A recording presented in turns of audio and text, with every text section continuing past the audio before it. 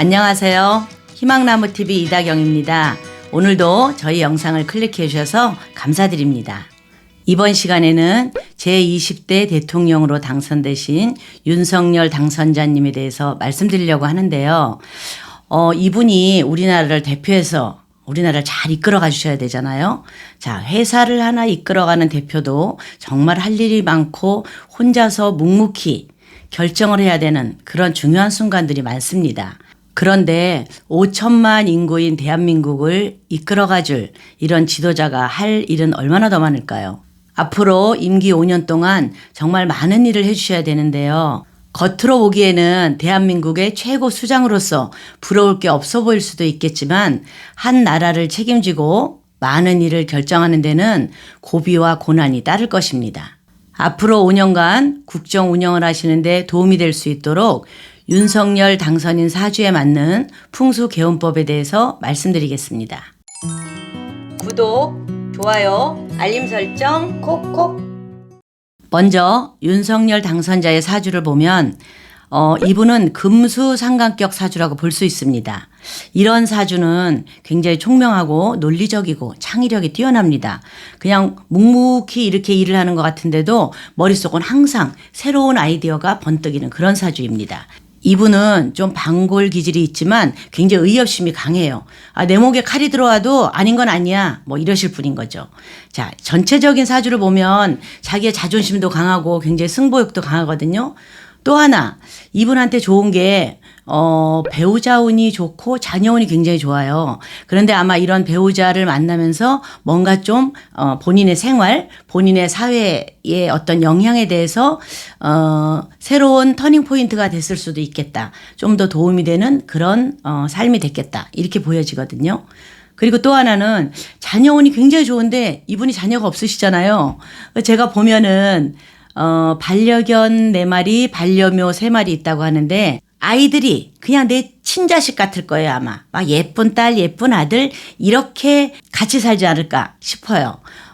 제가 어느 영상에서 봤는데 그 강아지 보면서 뭐 톰이라 그랬나? 톨이라 그랬나요? 그 강아지를 보면서 굉장히 예뻐가지고 그 막 아빠 미소가 절로 나오더라고. 그러니까 그 아이들이 다 내 자식인 거예요. 그래서 그 아이들은 정말 축복받은 애들이다.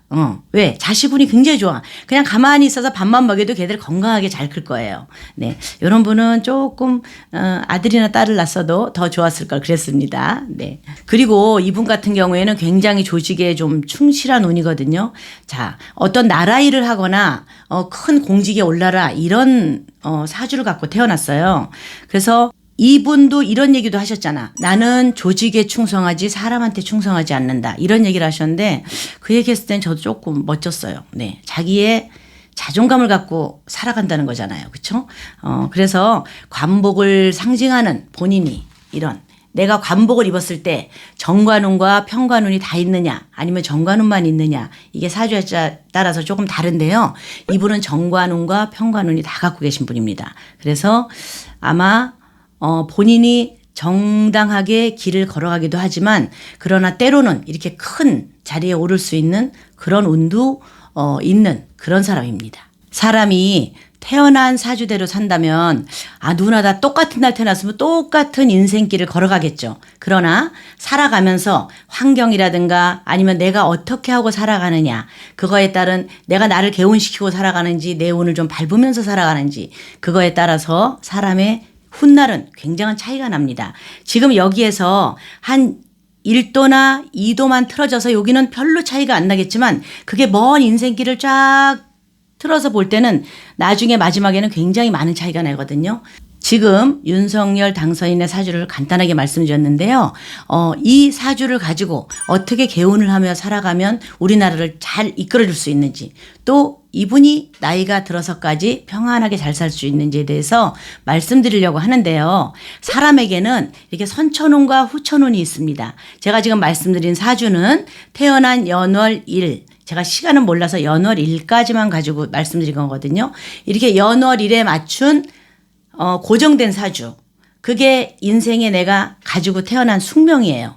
그게 나의 기반이다라고 한다면 후천수 기운인 본명궁은 나의 후반입니다. 뭐냐면 내가 내 인생을 개운할 수 있는 그런 운명에 의한 사주라고 볼 수 있습니다. 자, 선천적인 운을 가지고 후천적인 운으로 어떻게 이끌어가느냐에 따라서 이 선천운이 대운으로 바뀌기도 하고 아니면 바닥으로 내려가는 운으로 갈 수도 있습니다.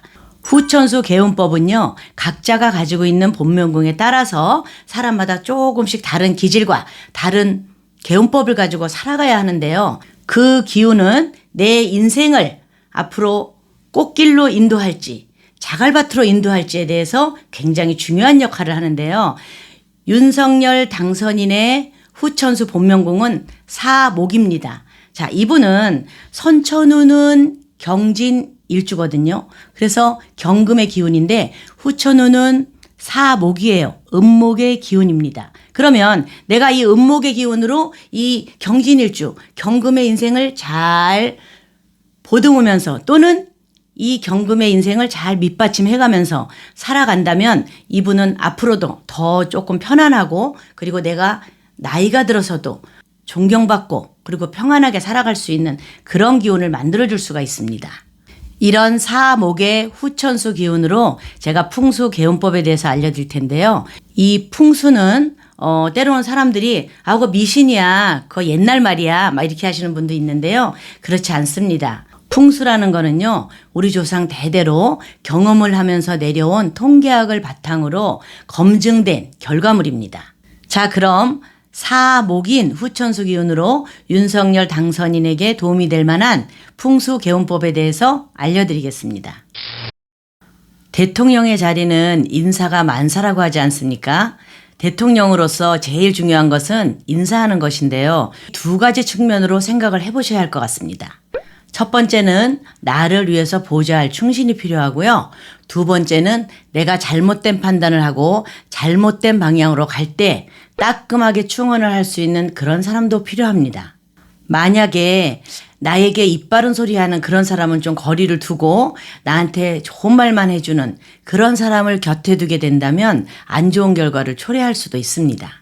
윤석열 당선인께서 사람을 뽑을 때 어떤 사람이 나라를 위해서 충원을 해줄 사람인지 또 어떤 사람이 나에게 도움이 되며 똑바른 길을 볼 수 있게 해주는지 거기에 대해서 제가 좀 말씀을 드리려고 하는데요.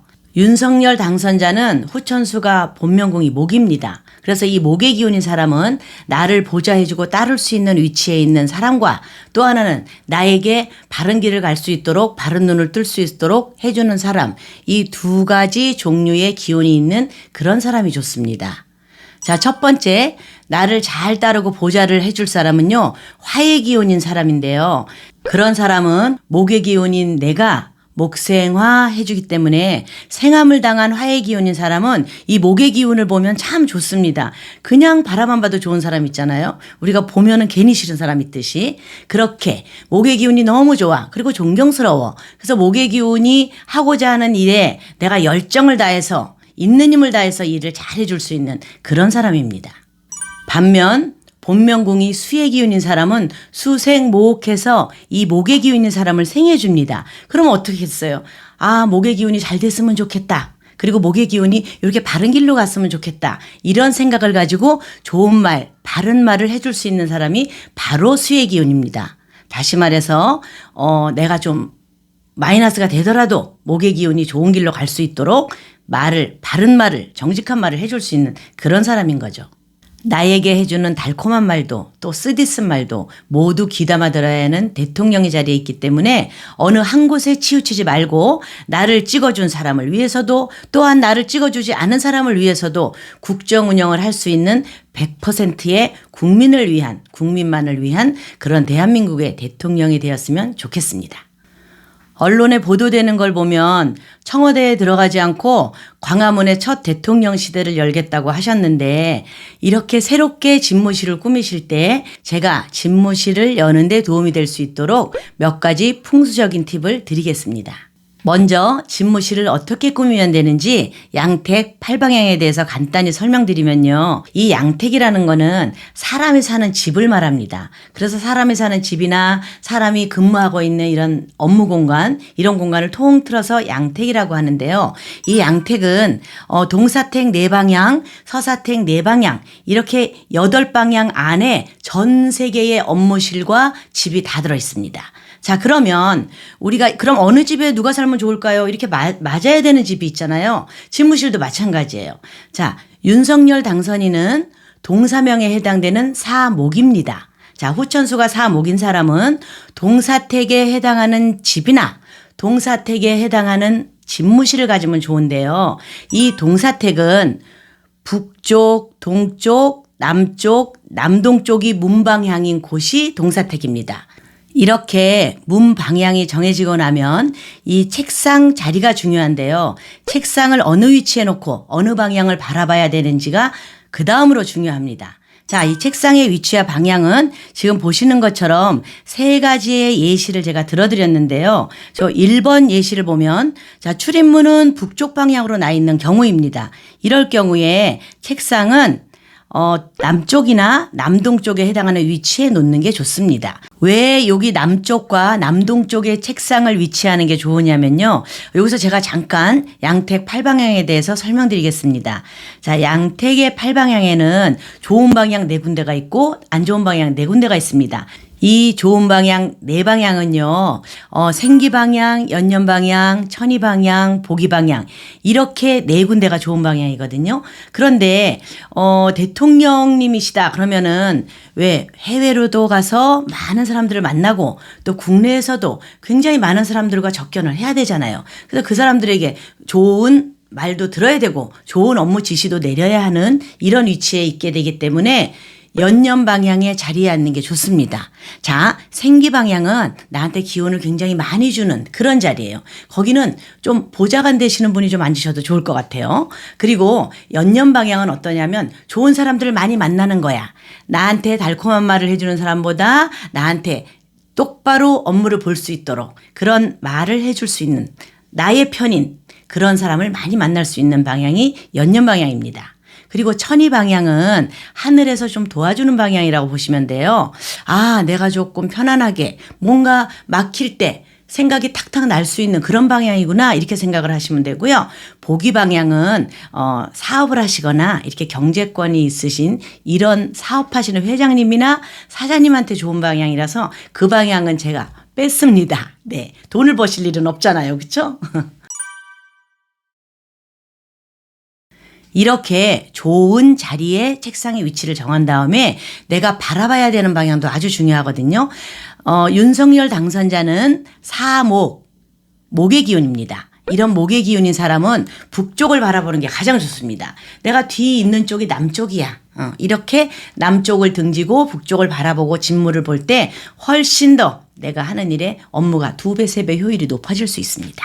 그래서 여기 생기와 연년 방향이 섞여 있는 남쪽과 남동쪽에 위치를 하고요. 그다음에 북쪽을 바라보는 그 방향으로 책상을 배치했는데요. 자, 여기 보면 여러분들이 간단하게 사무실에서 배치를 할 때 주의해야 될 점이 하나 있습니다. 뭐냐면 내가 문을 열었을 때 정면으로 책상이 보이면 안 됩니다. 그거는 문을 여는 순간 그 직충살이 나한테 다 오기 때문에 내 집중력에 분산이 돼요. 그래서 업무 효율이 절대 높아질 수가 없습니다. 또 하나, 내 이 뒤쪽에 창문이 있는 것도 안 좋습니다. 내가 앉았는데 등 뒤에 창문이 있어. 굉장히 어수선하고요. 뒤에 창문을 통해서 들어오는 어떤 안 좋은 기운이 많을 수 있어요. 그런 기운을 비보를 해주지 않고 그냥 앉아서 일을 하신다 그러면 누가 뒤에서 자꾸 나를 치는 거야. 내 정신을 산란하게 만들어. 그래서 그런 2군데 피하셔야 되고요. 가장 좋은 위치는 다 벽이면 좋아. 그래서 내가 바라보는 곳이 저쪽 대각선 쪽으로 문이면 좋고요. 그다음에 앞에 정면으로 보이는 거는 창문도 괜찮아요. 예, 그런 곳에 위치해야만 내가 훨씬 더 집중하고 맑은 정신으로 업무를 볼 수가 있습니다. 이렇게 집무실을 꾸민 다음에 내가 나한테 좀 좋은 기운이 오는 게 좋잖아요. 자, 사목의 기운인 윤석열 당선자는 이 물의 기운이 참 좋습니다. 나를 생해줘. 내가 좀 기운이 없을 때 그 물이 목마른 바싹 마른 나무에 물을 주는 거예요. 예, 그렇게 해서 물의 기운이 있는 액자나 아니면은 또 좀 분수대 같은 거를 한쪽 이렇게 구석에 이렇게 놔주는 것도 좋거든요. 그 분수대는 조금 불빛이 있는 분수대도 좋아요. 왜냐하면 구석에 약간 어두운 곳에 불빛이 비치면서 물 기운이 돈다. 요거는 진물을 보시는 데 있어서 굉장히 나한테 힘이 됩니다. 단 하나. 분수대를 놓을 때는 소리 나지 않는 분수대를 놓으십시오. 그냥 물이 그냥 이렇게 돌돌 돌아가는 뭐 동그란 거 이렇게 있잖아요. 돌아가면서 물이 흐르는 그런 거 아주 좋습니다. 거기에 불빛이 조금 비춰주면. 이렇게 물에 관련된 분수대나 액자 같은 걸 하나씩 좀 넣어주는 것도 좋고요. 과유불급이에요. 너무 많이 놓으시면 안 돼요. 막 좋아라 좋아라 이러고 사면벽에 다 액자를 거시면 안 돼 절대로. 그리고 또 하나는 화분을 좀 놓는 것도 좋습니다. 네, 그러면 훨씬 더 이렇게 공기도 맑아지면서 이분한테 아주 좋은 그런 기운을 줄 것입니다.